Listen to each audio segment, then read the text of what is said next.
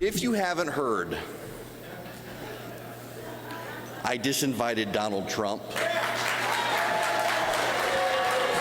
I've got my wife here, I've got my daughter here, I've got 800 friends of mine here.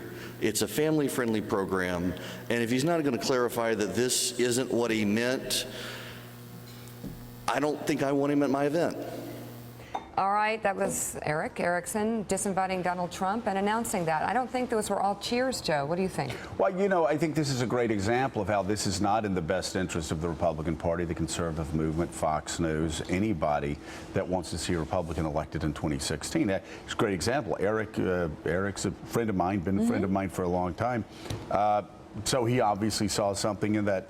I don't know if he saw it live, but he obviously saw something on that Friday night clip that a lot of people that I saw that watch it didn't.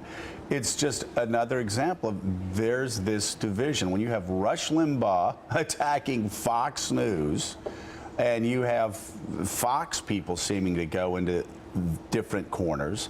Again, this is a dust-up. I think it's a dust-up that has got to be cleaned up because it's in everybody's best interest on the right. Yeah, everyone's trying to get their take on it, but the candidates' words should speak for themselves. Let's bring in Casey Hunt, who was at the Red State Gathering in Atlanta over the weekend. Casey, what was the reaction there?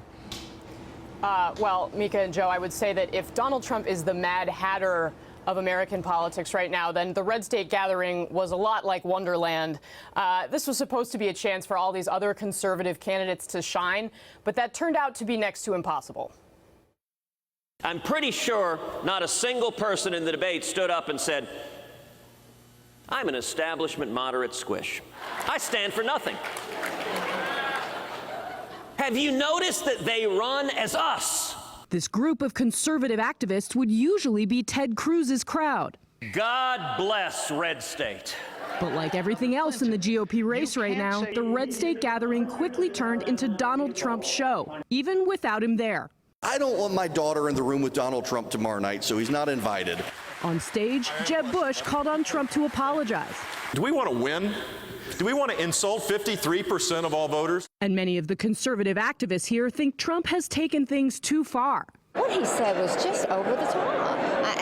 I can see him as president picking up that red phone and say, he wasn't nice to me. You can bomb him now. You can't act like a spoiled child and throw a temper tantrum and say what you want to. Blogger and activist Erick Erickson is usually a thorn in the side of establishment conservatism, but he took to the podium to read from the avalanche of emails he'd received from angry Trump supporters. I have emails from people referring to me as gay, and that Donald Trump is standing up to all of us. This from Bridget. Shame on you, Erick. She very clearly was on her period. He's a great American. F you. But in the room, Trump still had plenty of defenders. I'm a woman, but we're playing into the hands of political correctness.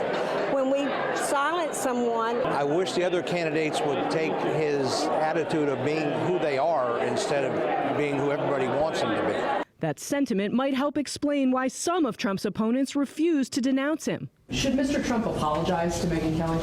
I'll have to leave that up to him. Was it right to disinvite Donald Trump from this conference? As I said, that was a decision for Red States to make. But there's plenty of frustration that the only way to make headlines in the GOP race is still to talk about Donald Trump. There's plenty of people who can talk about Donald Trump. I'm the only person who can talk about what Mike Huckabee is doing running for president. And Huckabee is not the only one who feels that way. Marco Rubio, in an interview with Chuck Todd over the weekend, said that he was going to stop commenting on what Donald Trump had to say because he would spend all of his time talking about Donald Trump if that was the case. Guys. Casey Hunt, nice job. Thank you very much.